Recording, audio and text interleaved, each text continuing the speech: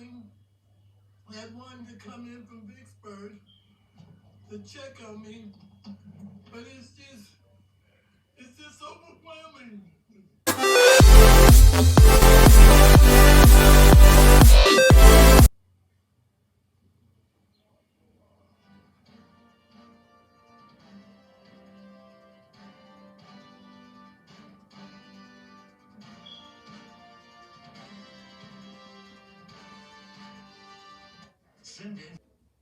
Rolling Fork was a busy place before the storm. This hardware store was an important part of the community. Today, there's not much left, as the tornado reduced the building to a pile of twisted beams. But look closer, and you'll see a lot of lumber and building supplies that remain. Walnut Street, one of the main roads through town, had plenty of businesses along its path. Today, you can tell the tornado cut a diagonal line across the street, taking everything in its path. Closer in, you can see the Green Apple Florist and a hair salon.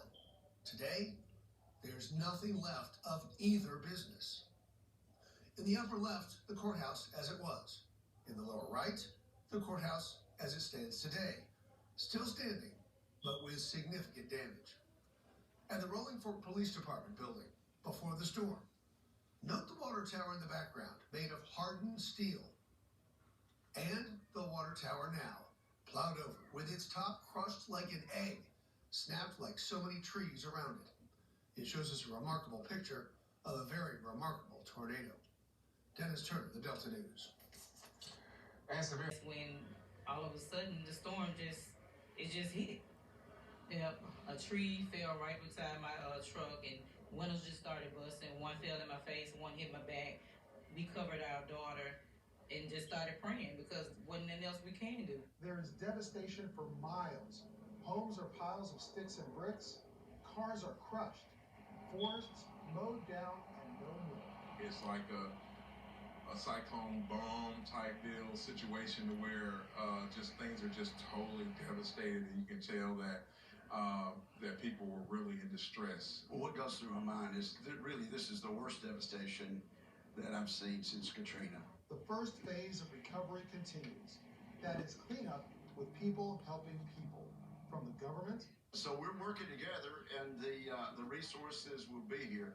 We have the strongest declaration that we could possibly have gotten from the president, both individual assistance and public assistance. From relief organizations? The basic necessities we're trying to provide for those that lost everything from clothing and food and shelter, medical care.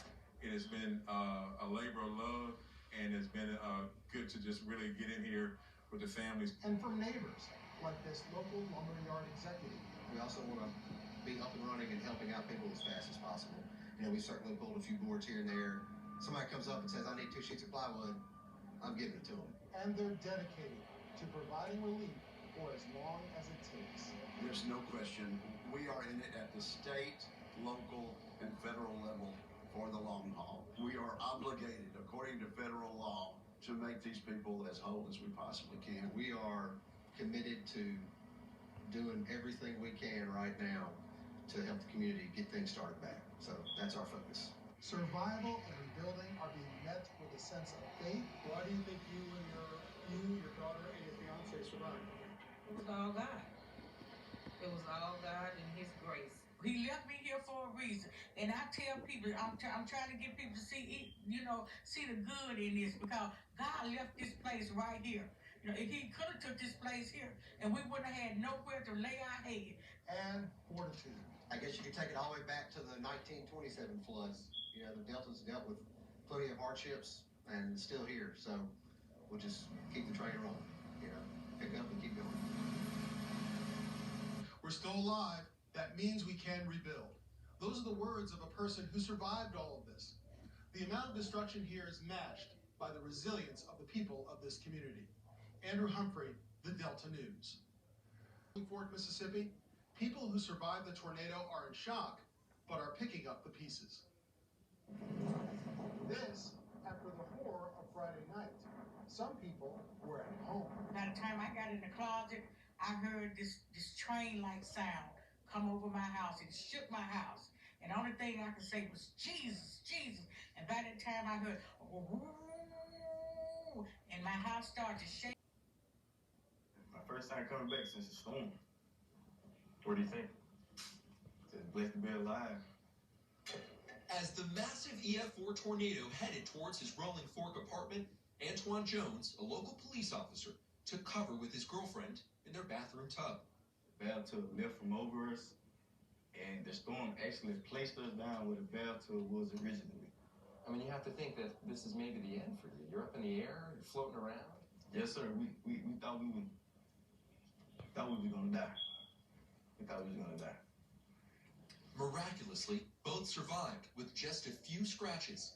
Then Jones, who was born and raised in Rolling Fork, put on his uniform and went to work. Once I realized that I was okay, it was time to get into that first responder mode. A few blocks away, we meet Amanda Kelly and her boyfriend Scotty. In February, she says she was diagnosed with spinocerebellar ataxia, a Parkinson's-like condition that affects her ability to walk and talk. And now this.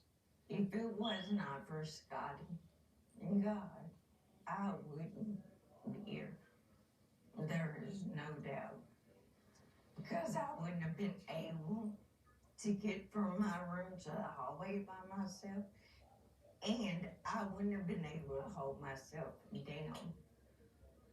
You were getting blown away? I was literally getting sucked up. We both were. Kelly lost both her walkers in the tornado, along with so much else. But like many here in Rolling Fork, their material possessions are meaningless to them, given the fact they survived when so many didn't. The house went to shaking, and I said, yeah, it's really serious this time. For 65-year-old Elijah Washington, this is the third tornado he survived. This one, he says, was by far the worst. Through a smile, he says he's lucky. In this devastated mobile home park, where eyewitnesses tell CNN several people died, Washington says he was one of the few of his neighbors who had home insurance. I heard somebody moan and said it was stick through somebody's head, a couple of legs broke, stuff like that. So And here you are with just a scratch on your finger. a scratch on my finger and walking around. I walked out of here last night. It's just amazing. Amazing is one word for it. Antoine Jones would rather see his story of survival as a sign from God, and he says he's going to listen. That was your girlfriend that you were in the tub with? Yes, sir. So you got to get married now. You know that, right? Yes, sir. Yes, sir. I let it go. Coates, who drove in from Alabama to join the tornado relief efforts, he decided to come out on his own after seeing all of the damage that the tornadoes left behind. I knew that there was going to be help needed, so I got in, drove here, and I didn't hear about anything organized. I just decided to volunteer my work. Coates is just one of many people who travel to the South Delta providing food, water, and supplies. They are also helping with the cleanup efforts. Now, after a weekend of cleanup the tornado damage, people in South Delta are thinking about rebuilding, but counting their blessings that they survived the disaster and that help is coming from all over. Meteorologist Andrew Humphreys from our sister station WHBQ in Memphis is on the ground tonight in Rolling Fork. Loss has begun to set in, touching everyone for miles around. Because everyone lost something. Whether it was a loved one, home, everyone lost something. Tonight, new stories of survival. Ray Hankins' house sustained heavy damage. Well, I wasn't here, thank goodness. My roommate was here and she was in the back room. And so she's okay, and it was just loud noises, she said, and snapping, but everything, pretty much my house is on this side is destroyed. Yeah, that was a devastating situation. Very, very terrible, terrible. Looks like a war zone. And the devastation wiped out Emory High School's baseball, softball, and football fields. The defending state 3A baseball champion Emory Panthers no longer have a field to defend their title on. In fact, they had to dig through the rubble to recover the state championship trophy.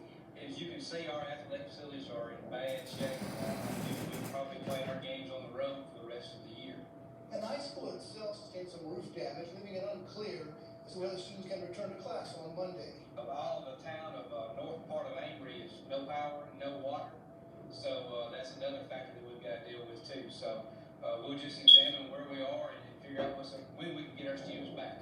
Just ask the surrounding communities to keep some thoughts and prayers. And there's a lot of people here that are suffering, a lot of people here that are going to be in need. there's a time to come in and help. Right now is not necessarily the time.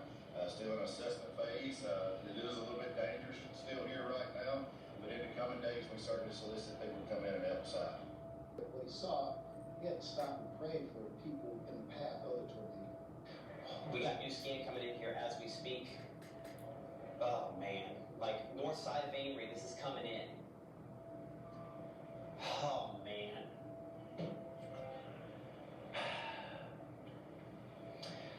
Dear Jesus, please help them.